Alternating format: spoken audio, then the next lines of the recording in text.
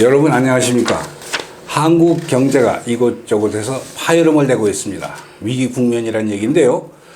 오늘 이 시간과 다음 시간 두 번에 걸쳐서 첫 시간에는 왜 우리가 어려움에 처했는지 원인 규명, 두 번째 시간에는 그 처방을 경제학자 이규황 박사를 모시고 말씀을 나눠보겠습니다. 안녕하십니까? 안녕하십니까? 네.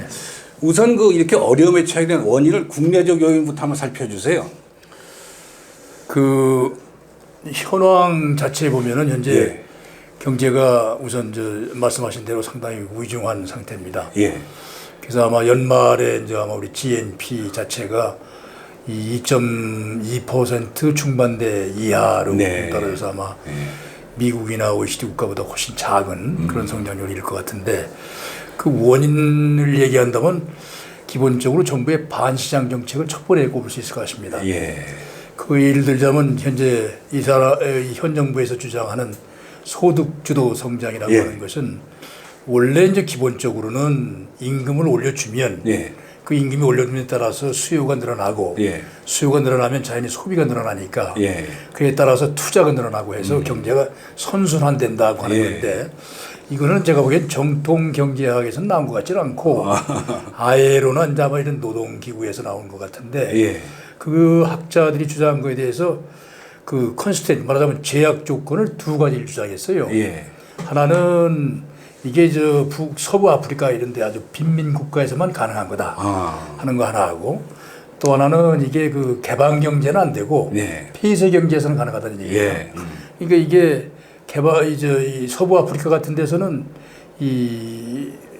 말하자면 영양이 충분하게 보충이 안 되니까 멀누트리션 상태에서 생산성이 보장이 안 된단 말이에요. 그래서 밥을 먹을 수 있을 정도로 임금을 줘야 된다. 그래서 밥을 먹고 건강을 챙겨서 생산 활동을 하게 되면 생산성이 올라간다. 그래서 이제 하나 올라간 것 같고, 그다음 폐쇄 경제 그거는 그 소비가 이루어지는 것이 한 국가에서 이루어져야 되기 때문에 그런 거를 우리 개방 경제 아닙니까? 개방 경제에서는 이게 직구로 많이 소비하고 하는 거기 때문에 소비도 밖으로 나가기 때문에 일어날 수 없다는 얘기입니다. 그래서 소득 주도 성장 자체가 이론적으로 그와 같은 제약 조건에서 하는데 우리는 그걸 강경하게 현재 추진하고 있지 않습니까? 그런데다 현재 그 소득 주도 성장에 말하자면은 그 중요한 수단이 현재 그 최저임금제인데, 최저임금제도 마찬가지입니다. 미국에서 맨 처음에 그 매사추set츠에서 이게 이 최저임금제가 생길 때는 흑인들이 올라오면서 그 매사추세츠주에 이제 그 목화 농장 같은 데 일하게 됐는데, 그러다 보니까 백인 노동자들이 시장에서 퇴출되는 거예요. 말하자면 이제 우리가 이제 디스토션 왜곡이라고 하는데, 생산성이 있는 사람이 퇴출되니까 안 되겠다. 어느 정도 생산성이 있는 사람을 말하자면 쓰도록 해야 되겠다 해서 최저임금이 나왔거든요. 그래서 미국은 그래서 그 주별로 틀리고 또 각 지방 정부가 결정하도록 그렇게 돼 있는데, 일본도 그런 것 같아요. 따로 정하는 것 같아요. 그렇습니다. 이게 우리는 업종별이라든가 뭐 지역별이라든가 또는 뭐 노동자의 기술도라든가 이런 걸 전혀 고려하지 않고 말하자면 경제 시장에서 이루어지는 생산성을 고려하지 않고 하니까 이게 자연히 그 결과로 자영업자가 이제 퇴출되게 되고 또 그 자영업자에서 일하는 근로자가 퇴출되기 때문에 오히려 생산성이 저하돼서 그 결과로 이 자영업자라든가 중소기업자가 상당한 피해를 보고 또 거기서 일할 수 있는 근로자가 피해를 보기 때문에 이 사람들이 분배 위주로 나왔던 것이 오히려 분배를 왜곡시키는, 분배를 더 어렵게 하는 그런 거 되는 것 같습니다. 그래서 이게 아마 제가 보기에는 우리 헌법 119조의 경제민주화라는 걸 잘 아시겠지만 있는데, 거기에 분배 차원에서 하는 것이 이제 들어가는데, 거기 기본은 우리가 이 경제의 자유와 창의성을 중심으로 하는 그걸 원칙으로 하되, 분배라든가 이런 차원에서 필요할 때 그 규제와 조정을 가할 수 있는데, 이건 뭐 일률적으로 모든 사람 적용하기 때문에 과도한 규제가 아니냐, 헌법 질서하고 한번 찾아봐야 되겠다 하는 그런 생각을 했습니다. 그래서 첫 번에는 아마 이제 그런 그 반시장 정책 같은 것이 가장 중요한 것 같고, 특히 최근에 또 분양가 자유화 같은 것들이 시장, 주택 시장을 완전히 왜곡시키는 거죠. 그 다음에 중요한 게 이제 그 외부적인 요인은 현재 그 미중 무역 전쟁이라든가 또는 그 한일 관계가 뭐 상당히 그 이렇게 악화됐다든가 하는 그런 그 요인들이 이제 또 그 상당히 그 저 이짝구리 말하자면 그 이 시장을 하는 것 같습니다. 그래서 그 반시장적인 정책 하는 것이 가장 중요한 원인 같고 두 번째는 그 저 이것도 뭐 반시장에 가깝습니다만은 결국 경제라고 하는 것은 이 투자가 많이 돼서 생산이 많이 되고 그에 따라 고용이 많이 돼서 이 근로자들이 소득이 올라가서 선순환되는 구조인데 투자에 대한 거를 현재 전혀 생각을 잘 안 하는 것 같고 그 투자를 현재 기업들이 하자면은 새로운 그 산업이라든가 또는 뭐 새로운 질서 이 세계 경쟁되는 수출 시장에 들어가기 위해서 하는 그런 투자에 대한 그 하는 그 작업을 여러 가지로 할 수 없도록 규제가 상당히 많은 것 같습니다. 그래서 그 같은 그 반시장 정책이 현재 그런 결과를 낳는 것이 상당히 많지 않나 이렇게 생각합니다. 예, 이 시청자 여러분들 아마 기억하시는 분이 계실지 모르지만 이규황 박사는 30년 전에 분당 일산 신도시가 만들어질 때 당시 주무부처이던 건설부 토지국장으로서 세계적으로 성공 사례인 그 신도시 건설의 주역이셨습니다. 그러니까 잠깐 말씀드린 게 분양가 제한 얘기를 하셨으니까 그걸 좀 풀어서 지금 정부는 새 정책을 발표했지 않습니까?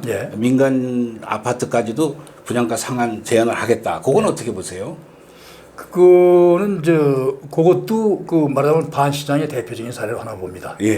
말하자면 그 시장 주택 시장을 크게 왜곡시킬 수 있는 것인데 왜냐하면 기본적으로 이 분양가를 규제하게 되면은 현재 재건축 시장이라든가 또는 재개발 시장에서 나올 수 있는 주택이 다시 분양가로 묶이게 되면 시장에 나오지 않습니다. 그럼 공급이 줄어가서 오히려 거꾸로 주택 가격이 대폭 오르는 그와 같은 현상을 나올 것 같고요. 그다음에 이게 또 현재 적용하는 게 이제 앞으로 어떻게 될지 모르겠습니다만은 적용하는 거에 대한 그 명료성, 정확성이 아직 우리 이 국민들에게 알려지지 않은 것 같습니다. 예를 어느 아파트 사느냐 하는 것도 중요한데 현재는 투기 우려 지역이라고 이렇게 표하는데 지금은 현재 이거 투기 우려 지역이라고 바꾼다 그러는데 현재는 그 최근 2, 3개월 내에 주택 가격이 물가 상승률에 뭐 2배 이상 뛰었을 때 아마 그걸 하는 것 같습니다. 근데 투기 우려 지역을 하면 상당히 막연한 범위라기 때문에 그 국민들이 볼 때 내 아파트가 과연 분양가에 상한되는지 안 되는지 정확성을 알 수가 없다. 물론 정한다고 합니다만 그런 것도 있고 해서 이것도 대표적인 그 반시장 정책의 하나로서 보고 만약에 이 정책으로 인해서 오히려 그 재개발 지구라든가 이 재건축 지구에서 아파트 산 사람은 환영이 값이 크니까 뛰게 되니까 굉장히 많은 개발이 말하자면 자본이익을 얻을 것 같습니다. 그래서 아마 이 공급 면에서 그리고 그 개발이 말하자면 이 분배 면에서 이런 면에서 상당히 좀 시장에 어울리지 않는 그런 정책으로 봅니다. 그래서 크게 성공하리라고 보기는 어렵다고 봅니다. 말씀이 나온 김에 아까 제가 신도시 얘기를 꺼냈으니까 또 2기 신도시, 3기 신도시, 자꾸 신도시를 정부에서 내놓지 않습니까? 그건 어떻습니까? 지금 하는 신도시는 제가 회 신도시가 아니라고 봅니다.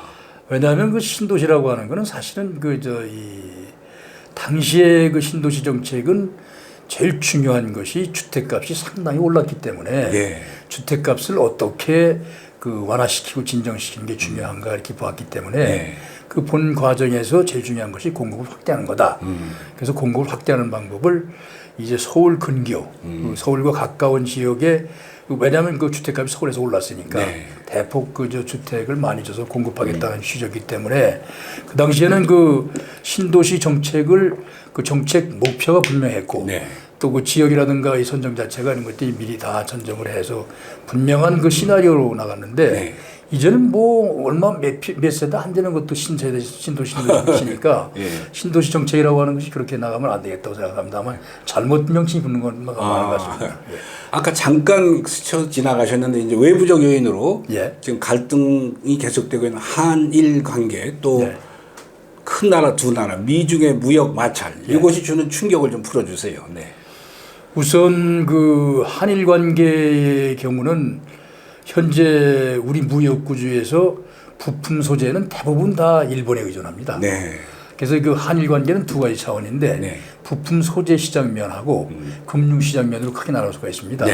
부품 소재 면에서는 현재 삼성이나 이 반도체를 만드는 그 우리 업체들의 경우는 그 뭐 불화수송하는 그 중요한 예. 원료 같은 것을 거의 아마 70% 이상을 의존하는 것 같습니다. 그렇습니다. 네. 그럼 그렇게 많이 의존하는 그 이 부품 소재를 우리가 네. 단기간 내에 공급할 수 있다면은 뭐 영향이 전혀 없겠습니다만은 그 불화수소에 대한 그 순도, 예. 가격 이런 거를 아마 중소기업에서 단기간 내에 해낼 수가 예. 없는 것입니다. 그래서 그거는 그 삼성이라든가 반도체 이 생산하는 업체에 아주 그 치명적인 그런 그 손상을 주기 때문에 우선 이 우리 국내 산업의 중요한 산업의 수출 요거를 거의 줄이는 크게 줄이는 것 같은 요인이 하나 되겠고요. 또 하나는 금융적인 측면인데 예. 금융의 과거의 IMF의 경우는 금융 질서 맞아면 그 원인이 기업 금융에서 잘못된 게 나왔습니다. 그러니까 이 금융들이 기업의 구조 조정할 수 있게끔 하는 그런 과정에서 나왔는데 네. 요새는 자료를 보면은 이 가계 부분의 그 금융이 일본에 의존한 게 많습니다. 가계부채가 많죠. 예, 가계부채가 많았습니다. 그래서 아마 숫자를 제가 봤는데 너무 높아서 믿을 수가 있나 모르겠는데 GDP의 거의 한 60% 이상이 된다 그래요. 예. 근데 그거는 그렇게 되는데 예. 그 가계부채가 주로 부동산 시장에서 나온 게 많습니다. 예. 근데 그 부동산 시장에서 나온 게 많은데 그 가계부채에 의존하는 것이 일반 금융도 있지만 상호신용금이라든가 네. 상호저축은행이라든가 하는 것들이 많은데 거기에 일본 자금이 상당히 많이 들어와 있다고 합니다. 그래서 그 자금에 대해서 어떻게 처리하느냐에 따라서 그 중요한 그 우리 경제적인 영향을 또 줄 것 같습니다. 그래서 그 자금 그 두 가지 부품이라든가 소재를 원활히 공급해서 수출하는 문제 그리고 가계금융에 직접적인 타격을 주는 문제가 아마 그 상당히 심각하게 영향을 주기 때문에 한일 문제는 바로 해결해야 돼야 될 것 같고요. 이쪽 그 미중 문제는 사실은 저게 아마 우리가 이제 항상 경제학자 입장에서는 여러 사람들이 페이킹 컨센서스하고 아마 워싱턴 컨센서스만 들어보신 적 있을 겁니다. 그래서 페이킹 컨센서스는 중국처럼 이렇게 국가가 권력을 행사하면서 경제를 발전시키는 그런 스타일인데 그게 어느 것이 이길 거냐 하는 것은 이제 사람들이 많이 얘기하는데 물론 이제 워싱턴 컨센서스가 이긴다고 생각을 많이 사람들이 하고 있었습니다. 근데 지금 중국이 하는 거는 첫째는 국가의 과도한 개입이 있지 않습니까?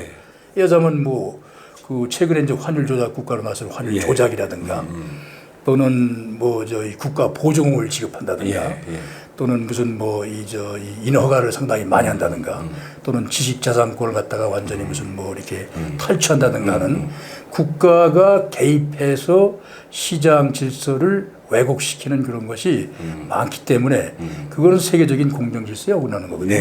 이거는 공정질서에 어긋나는 측면이 하나 있고 그다음에 중요한 거는 또 환율 조작국이라고 현재 또 됐습니다. 그건 쉽게 말씀드리면 환율 조작이라고 하는 거는 정부가 환율 가격을 절하시켜서 말하자면은 1달러에 6원 하던 것을 7원으로 올리게 되면 달러 가격으로 표시되는 수출품의 가격이 낮아지니까 자연히 수출이 느리겠다는 그런 정책 아니겠습니까? 그건 국가가 환율을 조작해서 말하자면 보증을 주는 형태니까 그것도 질서에 맞지 않느냐 이런 생각이 드는 거죠. 그래서 현재 그 환율 조작이라든가 그런 게 있고 그 다음에 앞으로 중요한 게 제가 왜 이제 한미 간의 그 금융 말하자면 개방 같습니다. 금융 개방인데 현재 중국의 금융시장이 상당히 이게 왜곡된 면이 많은 것 같습니다.